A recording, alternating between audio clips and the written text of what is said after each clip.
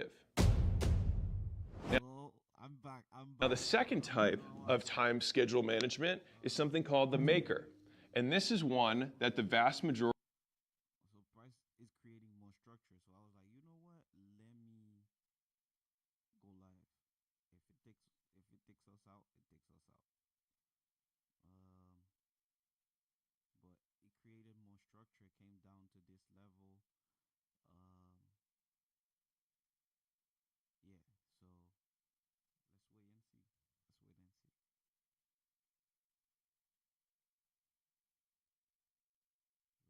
I'm gonna play this. of people do not know.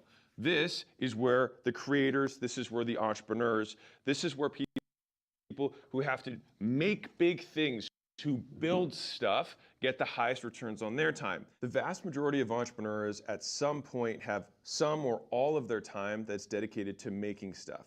This is the deep work. This is the stuff that moves the big ball forward. There are often tasks that are not urgent but incredibly important. And when you look back on your month or your quarter or your year, the few things that you remember that actually move the ball forward, that actually move your business forward, in the long term, were these chunks of work. Now, the problem is most entrepreneurs do not have the time and do not have the system for maximizing that time of important work. Because fundamentally, if those are the footholds that allow you to push yourself forward towards your goal, then you want as many of those as possible. The difficulty is that it's never urgent. This is like if you're a coder and you need to develop software. Obviously, if that software is developed, that's the most valuable thing you can do. If you're an editor and you make videos, then actually editing the video so that it can get out in media is the most important thing that you can do. If you write copy for emails or you're an author and you write books, you actually writing the book and actually doing the work of the book is the most important thing that you can do. All of those things are maker work. You create something that before this did not exist. Although this work is important, it's incredibly expensive in terms of time. And the problem is the vast majority of the world works on manager time, not on maker time. So let me explain the difference. So for the maker, when you get into maker mode, instead of many small slivers like the manager has, you have only a few large chunks. And the reason for that is because if you put a meeting or you interrupt a 4-hour-long block, then you often can't get back to the work that you were doing before. Also, if you know that you have a block that's coming, you can't get into the flow because you know that you're going to have to get out of the flow. And so this is like the end of day meeting that kills you. This is called the Zeigarnik effect. It's that we tend to remember open loops, and meetings are open loops because you have to set timers so you don't forget it. You have to start. I'm going to be real with you, building a marketing agency sucks. You've got to awkwardly reach out to strangers every day. Setting a timer before the timer to start wrapping times. Also, special shout out to Paul Graham, who wrote a tiny blog on this 14 years ago. So if time is what we invest and money is what we make from that investment, then the people who are the best investors of time are the ones who make the most money. And so it turns out there are two specific types of entrepreneurs, and you'll switch hats throughout your day or throughout your week. The first and most common investor of time that people are familiar with is the manager's schedule. And these people have a very specific way of investing time and getting returns on it so they can make the most money. So let's talk about that. Managers divide their time into the smallest chunk possible. They often have 20 plus chunks per day from 15 minutes, sometimes 5 minutes, all the way to an hour or 90 minutes. And for managers, an empty time slot is a lost opportunity. That's time that did not get a return on investment for them. And for that reason, they treat time like currency. And the only real cost for them to fill is just the cost of coordinating with somebody else's calendar to find a mutually empty slot so that they can work together. Now, on paper, since work on meetings is a mutually filled slot, it makes both people more productive. And so when a manager interacts with another manager and they mutually fill a slot, both of them make more money. Now, they talk to lots of different people and do many different kinds of tasks all day long. This is the nature of the manager. They collect data, they report data to persuade, to lead, to train, and encourage, and make other decisions one-on-one and sometimes in groups of people. For them, they have a pretty clear beginning of the day and a pretty clear end of the day. The day begins when they start preparing for their meetings maybe 30 minutes or an hour beforehand, and it ends at the end of their last meeting. Now, if they prep for the next day, then they could add that on top, but more or less, the duration of their day is directly proportional to the duration of the meetings they have. They basically work until their last calendar slot, and that's how their day works. And this is the key point here. The main objective of the manager is to use up all their chunks in the day so that they maximize their time. A fully booked day is a maximally invested manager. They've used up all of their time slots, and so they are productive. Now, the second type of time schedule management is something called the maker. And this is one that the vast majority of people do not know. This is where the creators, this is where the entrepreneurs, this is where people who have to make big things, who build stuff, get the highest returns on their time. The vast majority of entrepreneurs at some point have some or all of their time that's dedicated to making stuff. This is the deep work. This is the stuff that moves the big ball forward. There are often tasks that are not urgent but incredibly important. And when you look back on your month or your quarter or your year, the few things that you remember that actually move the ball forward, that actually move your business forward in the long term were these chunks of work. Now, the problem is most entrepreneurs do not have the time and do not have the system for maximizing that time of important work. Because fundamentally, if those are the footholds that allow you to push yourself forward towards your goal, then you want as many of those as possible. The difficulty is that it's never urgent. This is like if you're a coder and you need to develop software. Obviously, if that software is developed, that's the most valuable thing you can do. If you're an editor and you make videos, then actually editing the video so that it can get out in media is the most important thing that you can do. If you write copy for emails or you're an author and you write books, you actually writing the book and actually doing the work of the book is the most important thing that you can do. All of those things are maker work. You create something that before this did not exist. Although this work is important, it's incredibly expensive in terms of time. And the problem is the vast majority of the world works on manager time, not on maker time. So let me explain the difference. So for the maker, when you get into maker mode, instead of many small slivers like the manager has, you have only a few large chunks. And the reason for that is because if you put a meeting or you interrupt a 4-hour-long block, then you often can't get back to the work that you were doing before. Also, if you know that you have a block that's coming, you can't get into the flow because you know that you're going to have to get out of the flow. And so this is like the end of day meeting that kills you. This is called the Zeigarnik effect. It's that we tend to remember open loops, and meetings are open loops because you have to set timers so you don't forget it. You have to start setting a timer before the timer to start wrapping up, even if you're cruising right now. Then you start thinking about the meeting and what you have to prepare for that meeting, and now you're not thinking about your own work. And this eats up your brain power and saps your ability to make. Unlike the manager, where the decisions, the direction, and the coordination is the output of their work, for the maker, the stuff, the things they build, the things they make is the output of their time. And so instead of working on meetings, they work off meetings. They work on projects that can't get done in 30 minutes. Sometimes those projects last weeks, months, quarters until they're done. And so the way that that work actually looks is that most makers have a set start time but variable end times. So unlike the manager where they know when they start and they know when they finish, most makers work open to goal. If you've ever lost yourself in your work and you're like, man, I just want to keep riding this high, I want to keep riding this flow, that's what it feels like to make. You want to stay in there as long as you possibly can. And that's why having no cap on the day allows you to get lost in the work and produce more than you ever could. So if you have only large time chunks, that means that you only have 1 or 2 per day. Sometimes 3 if you're working 18 hours. And so that means you usually have a morning block and a post-lunch block. Now, if you're somebody who likes to also work after dinner, then you have a post-dinner block. So you basically have 3 4 to 6 hour chunks per day. That's it. And on a sustainable basis, most people just have 2 per day. And so if someone takes 1 meeting in the morning, they blew one of your 10 work blocks per week if you only work 5 days a week. And so someone's taking 10% of your total output by having 1 meeting.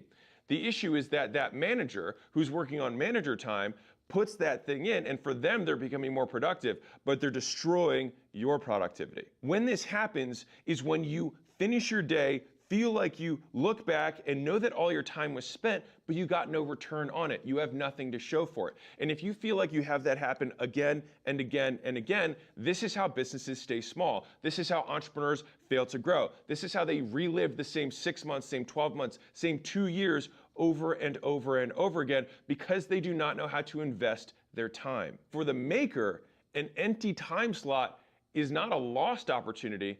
The empty time block is the opportunity to get the return. If you're a maker, you understand what I'm about to share with you.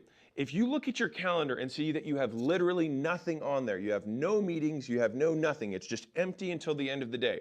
How much energy are you filled with? You're like, oh my God, I'm gonna crush this day. There's all this big project, I wanna sink my teeth into it. I'm gonna be able to take a huge chunk out of it.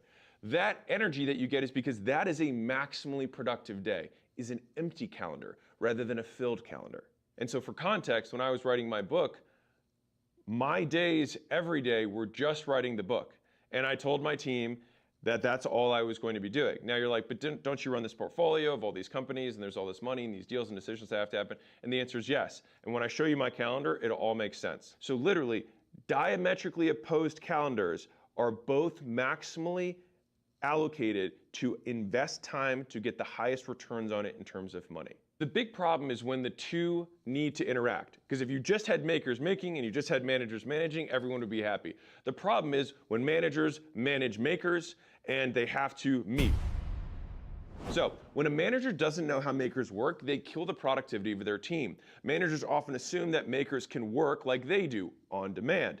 They think it's, hey, it's just 30 minutes and you've got free time. What's the big deal? I looked at your calendar. You have nothing all day. You're barely even working, because they're using their measuring stick of work, their way a calendar looks when they're maximally effective, and then transposing that on top of the maker's calendar and thinking these two are the same when they couldn't be more different. For a manager, a short meeting costs 1 work unit, which is maybe 15 minutes. And for them, they've got 20 plus per day, so they can easily spare one. Whereas if they take one from a maker, they take one of the 2 time slots you have per day. And sometimes you take both based on what the topic of the meeting is. If you say, hey, we're gonna do your quarterly performance as an employee at 2 o'clock in the afternoon, the likelihood that the employee leading up to that is gonna be able to think about the work that they're gonna do when they're worried about their job or they're worried about their performance all day long. And then afterwards, they're thinking about what they said and what they could have said differently. That day's shot. To make matters worse, if a maker is falling behind, the manager's solution is to interrupt them more, which creates a vicious cycle. This means managers prevent the work that they check in on. So by checking in on them, they disrupt the maker's work so that they can't actually make during the time slot to check in if they're actually working. Because the manager works while on meetings where the maker works when they're off meetings. And when this happens, and it happens often, both parties lose. And this is the main point. The manager loses because the maker is not making what they need to be making, and the manager is responsible for some level of output. So both people aren't making the best returns on their time. This is why this is important for managers and important for makers. So if you are on a team, share this with your boss, share this with your teammates so that this can become more common in the lexicon. All my companies understand and use this language. If you ask as a manager for a maker to make time for you, they either, one, offend the manager by saying, no, I can't do that because I'm working, and the manager's like, well, I see that you have an empty time block and I outrank you. Or even if you're peers, it's like, what do you mean you're not going to give me that time? I see that it's empty. By refusing them, they offend, and they can incur other risks by making that, offense and declining the invitation. This oftentimes damages the relationship and decreases the likelihood of collaboration in the future, which they might need. You as a maker might need the buy-in of that manager. And so you risk losing that goodwill by declining the invitation. But by doing so, if you accept the invitation, you destroy the morning, right? And so option 1, piss someone off. Option 2, destroy half your day. A very terrible proposition. And the crazy part is that even if you accept that meeting, oftentimes the yield from that meeting is nothing, because the person who had do you have 5 minutes, didn't really have an agenda, didn't really have a plan, and just basically said, I'm just going to steal your morning from you and give you nothing back. By the way, this totally applies to networking stuff too. If you're like, hey, let me introduce you to John, he's in the area. You guys should meet for coffee. Does 10 a.m. work? I'm like, yeah, let's just destroy everything. Right? Let's just light my whole day on fire so that I can meet John, who you think I have synergies with. Maybe there's potential for collaboration. Let's explore opportunities together. You know what's crazy? I know what I need to do to make more money, and I just need to do that. I get asked all the time about what's the one habit that you have that has been the highest, predictor of your success. And I really genuinely believe that it has been this, is that I have been ruthless with my time. Everyone who knows me knows that I am a dick with my time. And the thing is that I've been able to maintain relationships because during that maker time where I say no to everyone else, I keep moving shit forward. Because I have a fundamental belief that as long as I continue to achieve and I continue to make things that are valuable for the world, those meetings, those connections, those synergies, that friend dinner will always be there. And that has proven right in my life. And in the beginning, it was the hardest because I didn't have the accomplishments to show for it, but I truly believed. I was like, I know that if I can get this stuff done, and I do it every single day for a year, 2 years, 3 years, 5 years, if every day I move the ball forward, that's the thing at the end of the month when I look back on what I actually accomplished, 100% of it is stuff that I accomplished during maker time, not manager time. And so once I realized that the maker time was where everything, all the speed of me moving towards my goal was getting accomplished, then I spent the rest of my time trying to optimize my life and create a system around this that allowed me to do as much of that as I possibly could. And to be clear, there are roles in the business. Like if you're CEO or COO from an operator perspective, you're going to have more one-on-ones. You're going to have more team trainings. You're going to have more coordination and decision-making. That's required. But you just have to be clear that you're not doing your job by not having maker time. It's just that your job is the manager stuff. And then the maker time you have is to get more leverage on the remainder of your manager time. And so Layla has a different schedule than I do. She still has maker time, but it's probably inverted in terms of her schedule. For her, she has probably 1 maker day per week and 4 manager days, where I have 4 maker days per week and 1 manager day. And so you can have an inverted schedule, but the important thing is that she has to have that maker day because it's what gives her leverage, gets her higher returns on the other 4 days of the week. And then for me, I have to still do that manager day because it gives me leverage on all the organizational decisions that have to happen throughout the whole portfolio. You have to get out of the either or thinking and think which of these styles is best for me in this particular moment. But I can promise you that you do have elements of both when most people have elements of neither, which is why they never move forward. So I think I've accurately described the problem here. Makers and managers work differently. These guys want empty calendars. These guys want filled calendars. When they interact, one person destroys the other person's time, and it's a disproportionate trade. And when things get bad, they get even worse because the managers interrupt the makers even more, and the makers, trying to be polite because they don't want to turn down invitations, just make their lives worse and worse, and they have to work longer and longer hours, lose sleep, lose family time, lose their weekends, so that they can just keep up with their work without pissing anyone off. And so, let's talk about a different way to do this. So I use something called a 3-pronged approach for the solutions. And that's because you have to address it from all angles. It's not just saying, hey, makers, deal with it. Hey, managers, do something different. Hey, organizations, you have to attack it from all 3 directions. You've got the managers, you've got what the makers should do differently, and then you've got the organization overall. So you've got all 3 of these parties that you have to accommodate. Astro2Mu is powered by Shopify, both online and in person. Shopify enabled scaling by having that single view of our customers, and we have that whether they're going into one of our stores or whether... To the managers, step 1, understand both the costs that you put on the maker. The first cost is the cost of coordinating times while they work. So they're trying to work right now before you coordinate the time that you're also going to disrupt them. So you disrupt them while they're working, and then you disrupt them at the meeting that you're trying to plan. So you disrupt them twice. Secondly, and once you have that time set aside, understand that the time itself eats an entire work block itself, and you have to know the difference between your work and the maker's work. And when you ask for a meeting, it costs them 10 times more. You use up one of their 10 time slots per week, whereas you use up only one of your 100 or more time slots.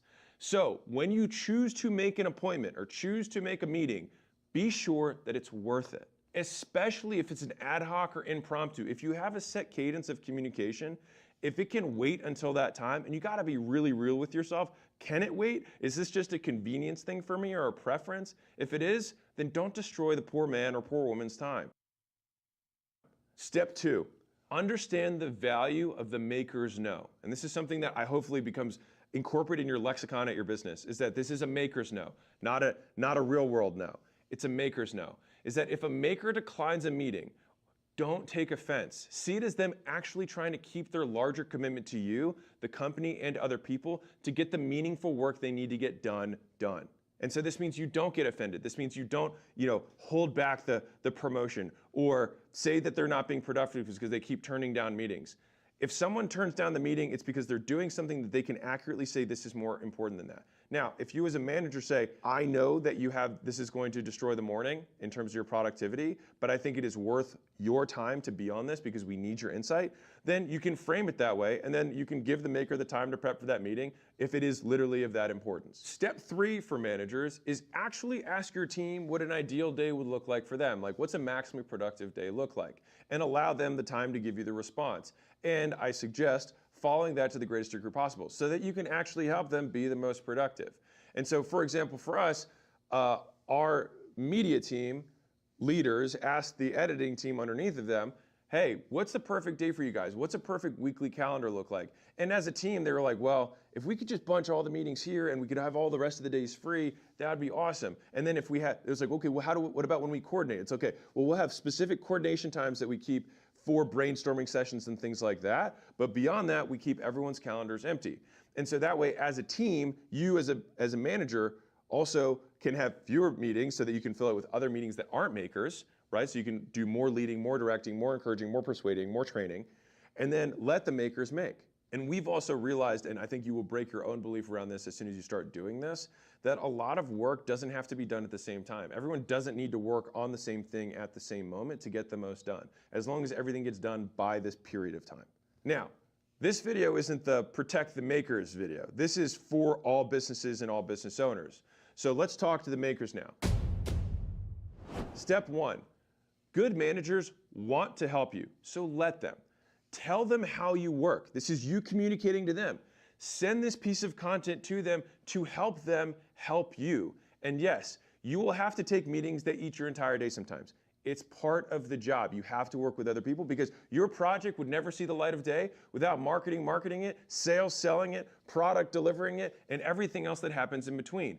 It's a team. And so if your manager is going to choose to put a time block in the middle of your morning or the middle of your afternoon, then switch that whole block into a manager schedule. Fight fire with fire and try to knock out as many meetings as you can in that formerly free time. So that means that, okay, if I know that I'm gonna have this one time slot that's killed, my big chunk, well then let's slice that baby into as many chunks as I can and get all the other ad hoc impromptu meetings done that morning so that I now switch to a maximally productive manager. And so the thing is that you don't want to identify as one or the other. You just want your calendar to reflect the nature of the work. And so the point here isn't to have two camps of makers and managers. It's to understand what type of productivity system you're installing for that period of time on your calendar. Because especially if you're an entrepreneur, you've got to wear both. Step 2 for makers, have standard meeting times where you accept meetings. So you say, hey, Monday and Thursday afternoons is when I have all of my meeting times open. So whenever someone requests a meeting, ask them if they can make it in those times. And this is where, when you get into the organization, if everyone has those times, then everyone's on maker schedules for those time blocks, and then it becomes more efficient at an organizational level, which I'll get to in a second. It's rare that a meeting is truly urgent. So if you can push them off to those designated blocks that you set ahead of time, you will make a lot more money with the time that you have remaining. And you want to make this time available to anyone who meets with you on a regular basis, and add some empty time slots or leave some empty time slots in that maker meetings for the ad hoc meetings that inevitably come up. I would say I've gone through 3 distinct periods of understanding this maker manager concept and using it to great success. The first one is you basically have to do nights and weekends and early mornings in order to get your maker time in, but you have to do it. And so when I was doing this as a gym owner, so a small business owner, I would wake up and I would work on ad copy and work on ads, which was deep work that I'd have to do. And then I'd step into the gym at 9 a.m. and start taking sales calls or take training sessions, or have to have one-on-ones with my trainers. I worked like a regular person with fires and people interrupting me all day because I was running a small business. And so We got Service Titan as a CRM. It was our 5th CRM and it was a game changer, I gotta tell you. We've had more million-dollar months on Service Titan than we have ever before. It changed the way that we went to market. Service Titan has really aided us to take us from a small business to an enterprise. It's been able to make us look like a huge company because we're using the new technology, we're using the iPads. Service Titan's really able to identify those operational inefficiencies and help you do something about them.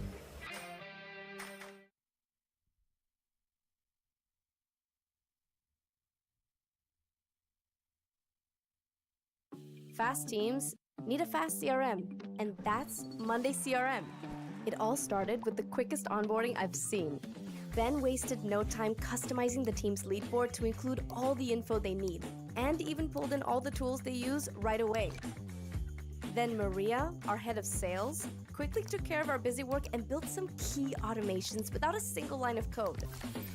Marcus used the email composition AI tool and sent a mass If you need to make sure that that maker work gets done, then you need to find one block that's usually at the very beginning of the day or the very end of the day if you're the entrepreneur and no one cares about your time in the beginning. If I had not done that, I don't think I ever would have gotten out of one location. I would never have been able to build the systems that it takes. Like, how do you build the training system to get trainers on? You do it in Maker Time. How do you build the nutrition system that you're going to use for your whole location? You do it during Maker Time. How are you going to run an advertising system for creating ads and writing copy on a regular basis? You do that during Maker Time, not during Manager Time. And so to build the assets that I could build the business on top of, to build the enterprise, I had to do that in uninterrupted time chunks. And the problem was everybody wanted to interrupt my time. And to be fair, they could, because I didn't have, my time wasn't super valuable in the beginning. Over time, you'll begin to have people who can start protecting your time for you. So for a big chunk of my career, as I started to make more and more money, the first half of every day until noon or 1 p.m. was always wide open because I do my best work in the morning. And then once I've kind of used up my creative juice, I can do the coordination and meetings and things like that. Now, I'll give you a second pro tip on this, which is if that is the way that you want to plan your calendar, let's call yourself an intermediate entrepreneur, start planning your day back to front. So what I mean by that is if someone wants a meeting, you start at, it ends at 5 and starts at 4. If someone else wants a meeting, then you say it ends at 4 and starts at 3:30. And you work your calendar from back to front. That way, your front of the day is still the most open you possibly can have it. Now, you'll still suffer from the quote Zeigarnik effect, but you still have a very large chunk of uninterrupted time. And by doing it this way, you avoid those empty dead times where you're like, great, I have 45 minutes between 2 meetings. Like, what am I going to do now? Want to get your clients instantly approved for up to $30,000 in financing with $0 down? If you're a coach, agency owner, or run a high-ticket offer making over $25,000 a month, and you want to get your clients approved for up to $30,000 instantly with financing, so you can get way more PIFs and collect much more money up front. Here's my offer to you. We will get you approved with the best financing solutions to fund your clients up to $30,000 instantly with the money going straight into your account. And that's not even the craziest part. Your prospects can get approved for financing and get started for $0 down. We even have a financing option that instantly approves everyone with a 470 credit score for $2K. Plus, we will get your financing set up at the lowest fees in the entire industry. And on top of all that, we will even set you up with better payment processing rates than anyone else in the entire space. Now you might be wondering, how are we able to deliver on this? First, our company is backed by one of the largest VC funds in the entire online payment space, who just invested $17 million to solve this exact problem. Second, we have direct connections with the best financing partners in the industry so we can get you approved when no one else can. And last but not least, we will be able to get most of your clients approved. It's a super easy process, the money goes right to you, and the fees are highly competitive. Plus, we're not going to rug pull you and take out your financing. The only caveat is that we can only get established offers approved, so you must be doing over $20,000. There's a reason no one makes videos like me, because no one wants to live the life I live or be in my head. They would be miserable. Are you happy?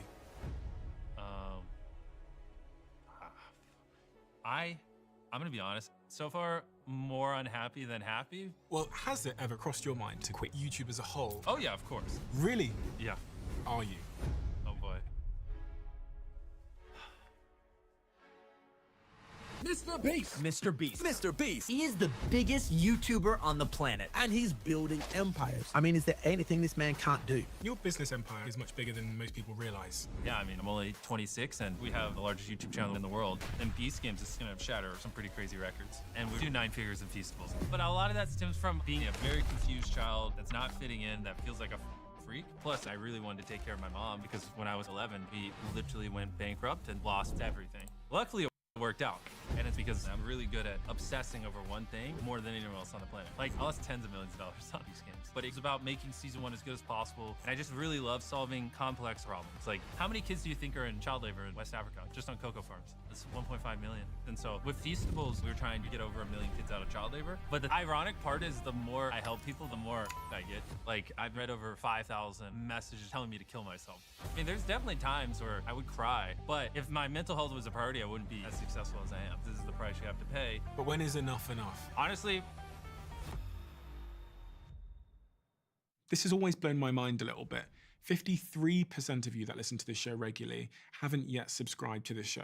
So could I ask you for a favor before we start? If you like the show and you like what we do here and you want to support us, the free, simple way that you can do just that is by hitting the subscribe button.